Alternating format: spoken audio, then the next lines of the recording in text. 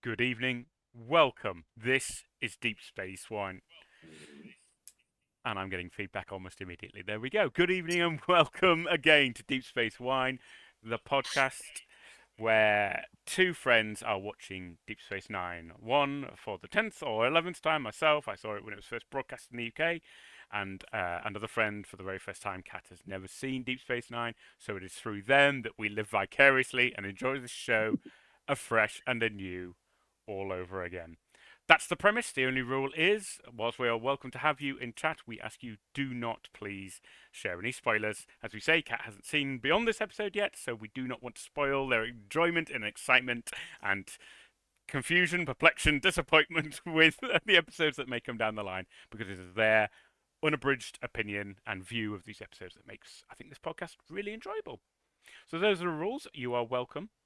Thank you very much for joining us. And I think that's my cue then to hand over to Kat for an episode summary. Kat, if you'd like to take us away. Thank you, Tim. It's exciting to be back. It's also been a few weeks, so let's see if we can remember how making a podcast actually works. Also, tonight's episode is Season 2, Episode 24, The Collaborator, which was first broadcast on the 23rd of May, 1994. Now, this one comes hot on the heels of two extraordinary episodes. We had The Wire, followed by Crossover, the Mirror Universe episode. So this one has incredibly big boots to fill. It was directed by Cliff Bole, after whom the Bolians were named. I know nothing else about him. He directed some Star Trek episodes and he was named for the Bolians. The story was by Gary Holland, who has no Wikipedia page as a writer, but Memory Alpha states that he was the vice president and executive director of Paramount Domestic Television Advertising and Promotion for 8 years. He wrote 2 episodes of Deep Space Nine and one of Voyager. So, yeah. That's the thing that he got to do because of his job. The teleplay was written by himself, Ira Stephen Bear, and Robert Hewitt Wolf, both of whom are veteran Trek writers. In terms of content warning, there are visual depictions and verbal mentions in the episode itself of someone hanging themselves. There is depiction of a character being stabbed during a vision sequence, and there is a lot of mention of a massacre that took place during wartime and the deaths of civilians. Otherwise, I will leap into our plot summary. Thank you very much to the bods at Wikipedia for creating the plot summary, because it's surprisingly difficult to put together a sense-making plot of a 45-minute television episode without going into either too much detail or so little that you miss important bits. So it's a skill. It's a skill that we don't possess. It's a skill that we lean on Wikipedia for. Support Wikipedia. The Bajorans are about to select a new Kai, the supreme religious leader of all Bajor after the loss of the popular and respected previous Kai, Opaka. Major Kira hopes to see Vedek Bareil become the new Kai, but he is running against a formidable opponent, Vedek Wynn. Kira has recently started a romance with Bareil. She loathes Vedek Wynn, both personally and politically, and has a strong suspicion that Wynn is responsible for a recent assassination attempt on Bareil. Meanwhile, Security Chief Odo has arrested a Bajoran man named Cubus Oak, who was exiled for collaborating with the Cardassians during their occupation of Bajor. Vedek Wynn offers Cubus sanctuary in exchange for information about a massacre that the Cardassians committed during the occupation. The massacre claimed the lives of 43 Bajoran rebels, including Kai Opaka's own son, and Cubus claims that it was Bareil who tipped off the Cardassians to the rebels' location. Wynn is eager to find proof. She gloats to Kira that she is about to ruin Bareil's chances for becoming Kai and manipulates her into volunteering to investigate the case. The crew analyzes some records and find evidence that does indicate that Bareil was responsible. In disbelief, Kira confronts him. He admits to having provided the Cardassians with the location of the rebels. He explains that if he had not, the Cardassians would have destroyed village after village until they were certain they had wiped out all of the rebels. Bareil gave them the information to save 1,000 villagers at the cost of 43. Kira is crushed. Soon after, she hears that Bareil has withdrawn his candidacy for Kai, clearing the way for Wynn to take the post. With further investigation, Kira makes another confusing discovery. Proof that Bareil was not the source of the information. He was covering up for someone else. When she asks him about it, he admits to her that it was the revered Kai Opaka who had been the collaborator. She had sacrificed the rebels, including her own son, to save the villagers. Bareil covered for her because the Bajorans needed to believe in her during this painful time in their history. While Kira is hardly convinced that those sentiments are worth the price of allowing Wynne to become Kai, Bareil says that it will be up to them to influence her towards something positive. That's a whole lot of political shenanigans for one episode. Before we begin, thank you to Wikipedia for our episode summary and for some of the background info on the episode, to Memory Alpha for its extensive detailing of Star Trek names, places, and events, and some stuff that happens in the future to which I close my eyes and pretend I never saw, to the Star Trek Minutiae website for having all of the Deep Space Nine shooting scripts, including the occasional omitted scene, and to the Trek Core website for screen caps from the episode. Whew. So, having just rewatched it, Tim, what are your impressions of this episode? Thank you, Kat, and also thank you, chat, who I finally switched back on and noticed that they'd pointed out that I was actually quite quiet in the mix. So, apologies for that, and thank you, chat. As always, you are a great resource. Yeah, I racked my memory, and I have shreds of recollection of this episode from having seen it back in '94 when it was broadcast. And I can imagine it didn't make a big impact on me at the time for the same reasons you've raised, Kat. It's a very cerebral, very wordy, not very action-packed at all. As you say, it's quite the contrast to the preceding episodes, which had a good mix of both. Indeed, crossover was almost all entirely action, some might say. So it didn't linger in my memory. Coming back to it, however, as a much, I don't know, jaded is a word. Mature is another word. I don't know. There are many other words to describe me, but coming at this one, I actually really enjoyed it. I came away thinking this is good storytelling. It's difficult to follow, and that may have been part of my problem with it initially. It is difficult to follow, but it is good. It weaves together layers of deception and big philosophical questions, and that great one that I think Deep Space Nine in particular loves doing, which is taking the needs of the many outweigh the needs of the few, and flipping on its head and saying that will also let you justify some very horrible things. I really enjoyed it for that, but I can also see how this would leave a lot of people cold. It digs deep into Bajoran politics. It relies on you having a good awareness of episodes that came before, and being willing to, from a running start, get up to speed with, oh yeah, this is what we have to deal with. And as a result, it plays short shrift to the rest of the main cast. This is a Kira episode, maybe a Odo episode, and everyone else just kind of has bit parts or doesn't appear, as you know, for Bashir and Jake, for example, who don't appear in this episode at all. So it's a hard-going episode, but at its heart, if you enjoy this kind of very cerebral, very chess game style, and you just love seeing Louise Fletcher as Kai Wynn, really to the furniture, then you're going to have a great time, But I can see why it was a challenge, definitely. But no, ultimately I came away enjoying it. How about you, Kat? I think some of the reasons that you give for not enjoying it were the things that I kind of came away with highest in my mind. It is a bit tricky to follow. Yeah. I think that absolutely. We've had some incredible episodes this season, and thinking back to Duet, which is a similarly themed story about things that happened in the past in Bajor, things about the culpability of various people, who was responsible for what and who bears that responsibility now. But that episode was so strong because it delved deeply into the mind of a person who was culpable. We spent a lot of time with a new character. We got to know him quite well through machinations, through telling lies, through ultimately telling the truth. In this episode, we've got Kubus, the guy who was a member of the occupation government who worked with the Cardassians. We don't spend a lot of time with him, and we don't find out much about him. We've got a monk who died prior to the events of this episode. We don't spend a lot of time with him. We don't find out much about him. I don't care about either of these people as individuals because we're not drawn to them. They are pawns in the chess game. Really good point. The drama revolves around Bareil and Wynne in the week running up to an election. One of them is going to be made Kai, the religious leader. And there isn't any sense of that given in the episode, apart from people overtly saying it. There aren't any Bajorans coming up to them and wishing them luck. There's no one saying, oh, I'll definitely be voting for you, or what do you think about this? I really want to know before the vote. There's no sense in the wider world that anything tense is about to happen. And maybe that's because Bareil is meant to be a shoo-in, and there's no question that he's going to make it, and this is a very sudden change. But even when we see people in Bajor walking out after electing Wynne, Again, there's no sense of whether there's been any tension, whether Yeah. they're unhappy with their decision. They all walk out smiling and looking fine. Yeah. Our knowledge of Win and our knowledge that she should absolutely not be Kai feels as if it sits in a bubble away from the rest of the really good world. And I take. don't. Yeah, I just feel that the focus of the episode isn't in quite the right places. We need a little bit more crowd action, a little bit of... There is a moment when a member of a crowd grabs Cubus, having recognized him. Yeah. You were a member of the government during the war. You're guilty of war crimes. Yes. We want this man arrested. Yes. Where is this person's opinion about the upcoming vote? We hear nothing about it.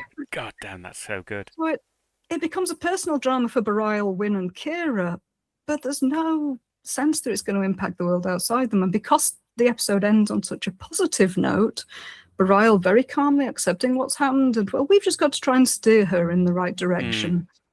It ends feeling very, well, that happened, and we guess it's bad, but no one really seems to care. Damn. And especially after 2 episodes where there was a lot at stake, a lot of drama, a lot of risk of people dying, this episode just felt very blah to me. It didn't have the drama that I wanted to, that could have been drawn out of what is happening in the episode itself. That's a really good shout. Yeah. I mean, they had a lot to balance. They're trying to, as you say, get anyone who hasn't seen all of the previous Win episodes up to date.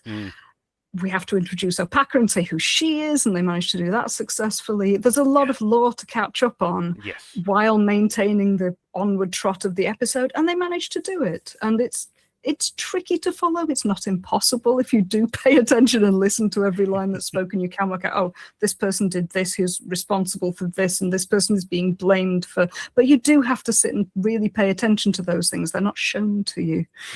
It's... Yeah.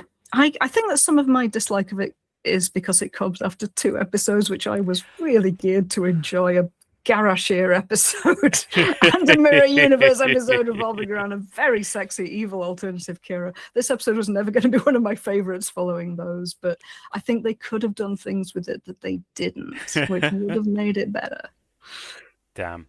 I think once again, Kat, you have demonstrated where your fresh view highlights stuff that absolutely wouldn't have even occurred to me, but you're absolutely right. I did find myself thinking, you know what, if anything, this could actually serve to be a bit longer to give more context, more information about what's going on, and you're absolutely right. You've put your finger right on it. I think you could have spent a good time just dwelling on the fact that the political impact of Opaka making this kind of decision, that's tremendous, because she was held up as this, exemplar of how a good Kai should be, and it turns out she was willing to collaborate with the Cardassians, yes, in pursuit of a noble goal, but the political and philosophical ramifications of that decision are huge. Yeah, and maybe it would have been spiritually helpful for the current Vedex to actually be able to talk about that, the fact that someone they revere did something like that, and whether that changes their view of her or of the action itself. But they'll never know, because Bareil is just too damned honourable.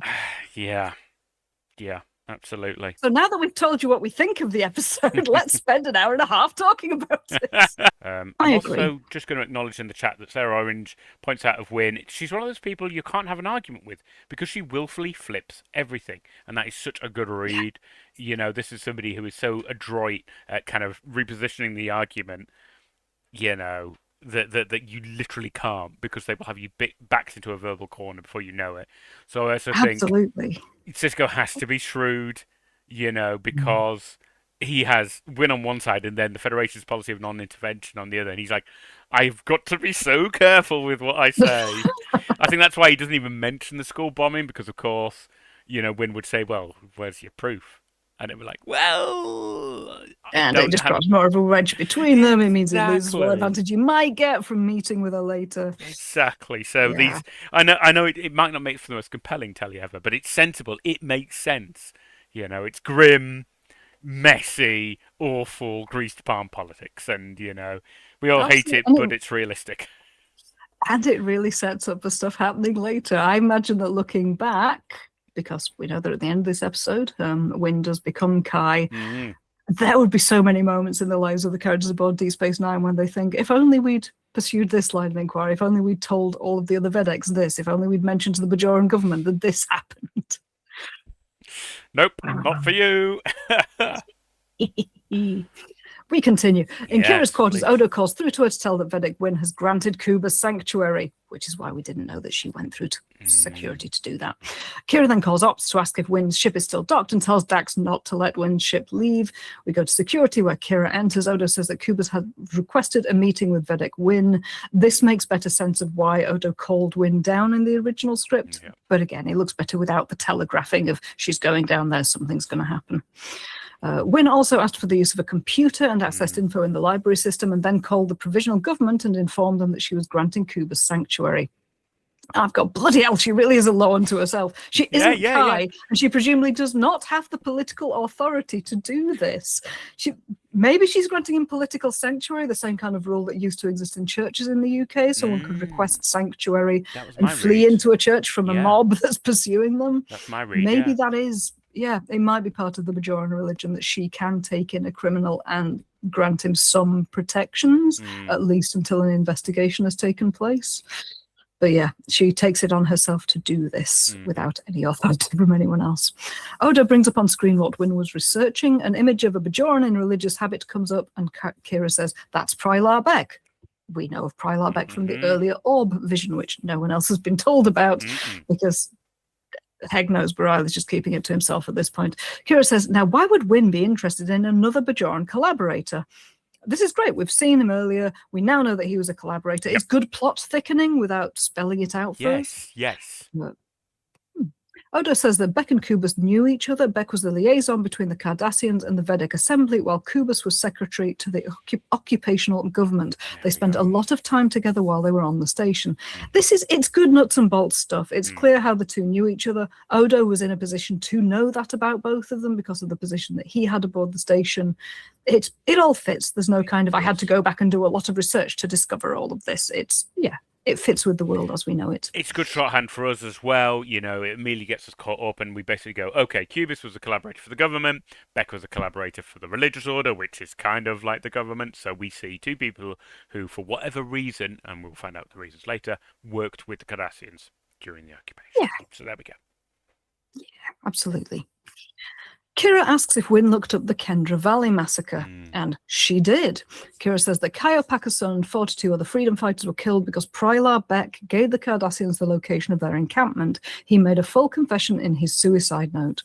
Kira also says, you were here then, you must have read it yourself, harking back to when Odo was on the station as a security officer. That's right. And I think a detective for a while. He was in charge of investigating any crimes, not only preventing them.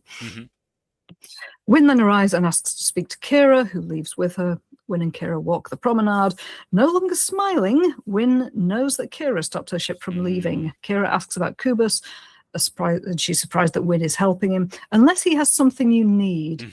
Wynn replies, my needs are no concern of yours, child. She's still using the term child when she responds to the majority of people she speaks to. And it is shorthand for this person is a member of her flock. Yeah. Child is a term she might reasonably use, but it is condescending as all hell. She deliberately uses it to wind people up. It works. It winds me up now. It winds me Kira says Wynn is very effective. Kira says that Wynn is free to leave, but that Kubus cannot until the ship that he's on has undergone a thorough security check to prevent sabotage, including a molecular scan for nanotech, which could take days or even weeks. Wynn says, very well, it seems the prophets have decided that you will have a part to play in this after all. In exchange for sanctuary, Kubus has agreed to give the name of the man responsible for the massacre at Kendra Valley. Wynn asserts that Beck was a pawn, an intermediary. He killed himself to avoid the discovery of the real culprit, which was Vedek Bareil. Tense musical sting, zoom in on Kira's face, fade to black. My note at this point is, it's an interesting twist, but I still can't entirely bring myself to care. The dead people are still dead. Bareil obviously didn't do it. Can we get the story over with already? And I do think that this story suffers for that. I think it isn't realistic that Vedek Bareil would have done something like that. At this point in the story, it looks far more likely that he's going to be exonerated by the end of it. These people have been dead for many, many years. there's a big musical sting and it's meant to be really dramatic, but I don't really care. And I don't know how much of it will do. I get that. I totally get that. I don't think I've seen any drama that actually involved Burial. He's always in the background having it happen to him. Exactly. Yeah. Exactly. No, I can absolutely see why they wouldn't want that character in a position of authority. And yeah, I can see why they continue to elevate Wynn, because she's fascinating to watch. Absolutely. And you can I hope you have just a inkling of perception of how complicated things are going to get with Wynn as Kai. And now finally, Kat, we are released and we can refer to Kai Wynn and not have to correct ourselves because she is finally Kai.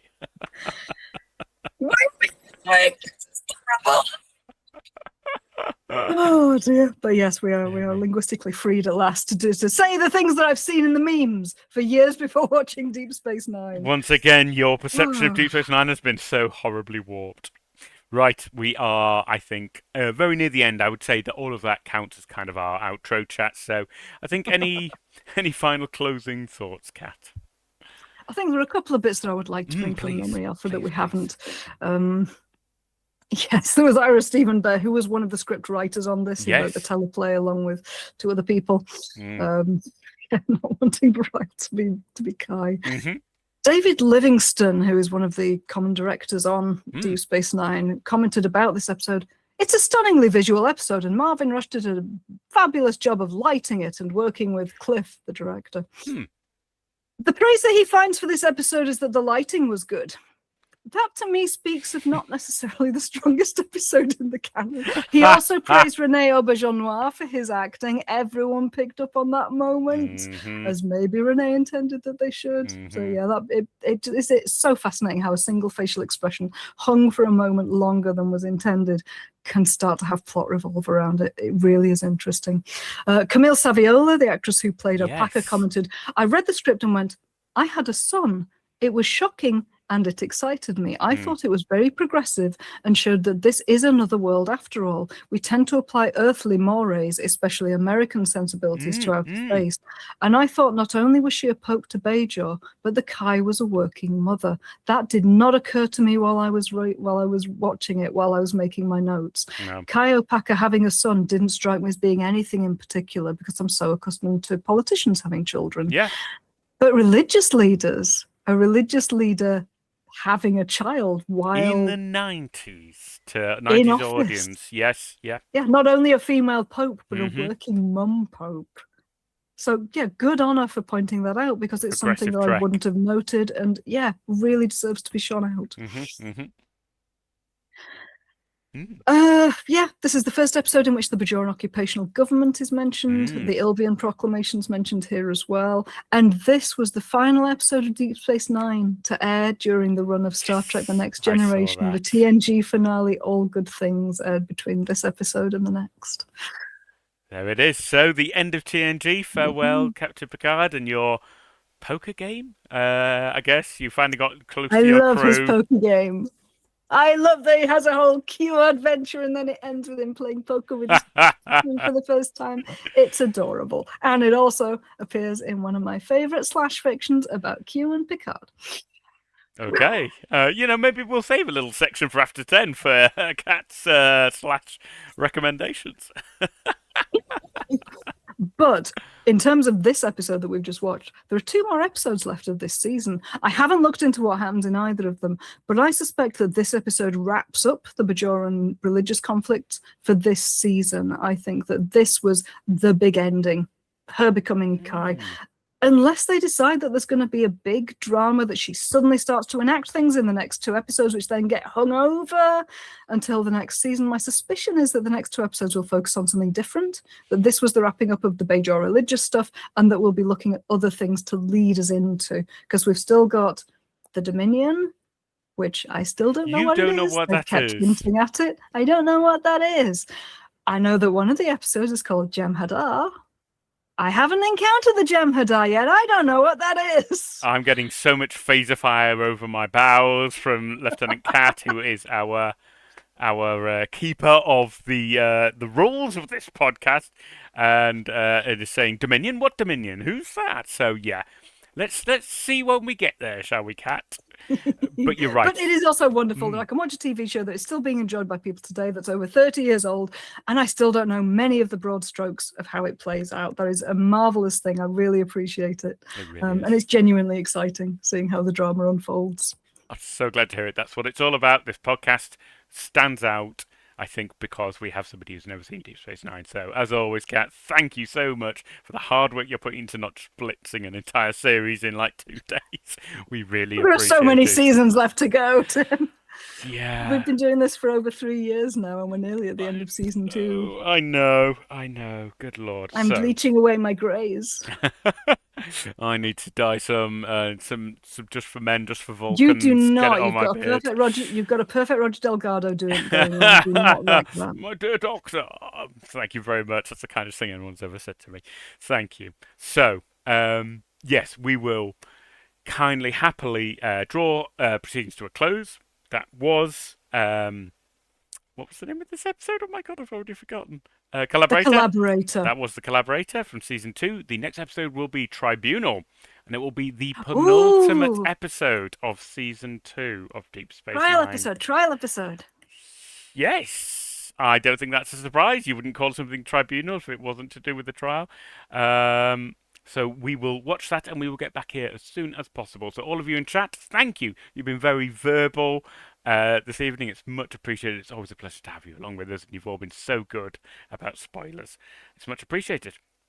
So, with that in mind, I would just like to thank Kat, as always, for their time, chatting nonsense with us, all of you for joining us, and we will see you again as soon as possible to discuss Tribunal. Take care, live long, and prosper. Good night. Thank you, everybody. Bye. Bye.